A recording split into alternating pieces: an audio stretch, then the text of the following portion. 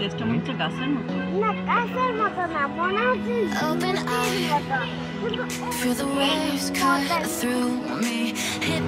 আসসালামু আলাইকুম, কেমন আছেন সবাই? আশা করছি সবাই ভালো আছেন। সবাইকে আরও একবার স্বাগত জানাচ্ছি আমাদের মামু ভাগ্নের ঘোরাঘুরির গল্পে।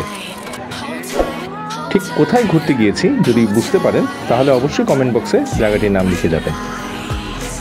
নাগরদোলায় চড়বার সময় যতটা এক্সাইটেড ছিল আমার মামুজান, নামবার সময় ঠিক ততটাই বিরক্ত। আর যেহেতু সন্ধ্যা হয়ে যাচ্ছিল তাই সবগুলো রাইড আর ট্রাই করা হয়ে ওঠেনি। আর এর মধ্যে মামুজানের ক্রাইম পার্টনার তার মামুনির চার তেষ্টা পাওয়ায় ছুটে যাই চা খাবার জন্য। চা পানের বিরতির পর তারপর জায়গাটা একটু ভালো করে ঘুরে দেখলাম আমরা।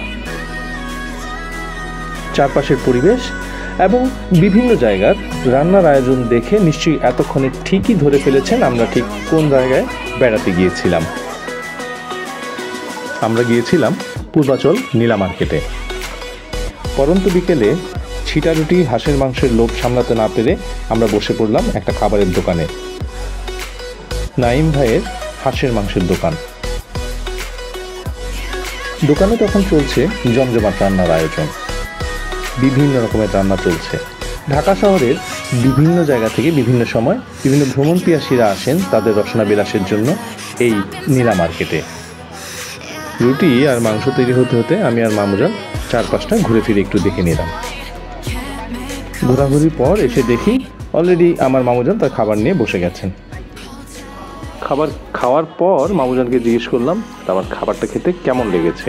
শুনুন সে কি বলছে। কেমন বাবা? টেস্টটা মনে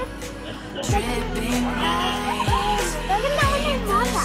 টেস্টটা মনে হচ্ছে গাছের মতো। না গাছের মতো না, মনে হচ্ছে রুটির মতো। রুটি থেকে মজা। নানু এটা বানাইতে পারে, জানো? নানুকে বলো। যেহেতু বাড়ি ফিরতে হবে তাই আমরা তাড়াতাড়ি করে আবার রওনা করলাম বাড়ির উদ্দেশ্যে। ফেরার পথে চোখে পড়লো মিষ্টির দোকানগুলো। অনেক রকমের মিষ্টি, রসে ভেজানো মিষ্টি, বিভিন্ন রকম ছানার মিষ্টি, দই, রসমালাই, গরম গরম মিষ্টি ভাজা হচ্ছে। এই বড় মিষ্টিটা দেখতে পাচ্ছেন, একে বলে বারিশ মিষ্টি। দোকানদার বলছিল একটা মিষ্টি খেতে পারলে নাকি একটা মিষ্টি ফ্রি, যদিও সেই দুঃসাহস আমি একবারও দেখাইনি। তারপরেও বাসার জন্য খুব সামান্য পরিমাণ মিষ্টি নিয়ে গেছিলাম। সারাদিন ঘোরাঘুরির পর যখন ফিরছিলাম তখন মনে হচ্ছিল আরেকদিন বেশি সময় নিয়ে আসবো। যাই হোক, কেমন লাগলো আমাদের আজকে ঘোরাঘুরি কমেন্টে জানাবেন। ভালো থাকবেন সবাই, আল্লাহ হাফেজ।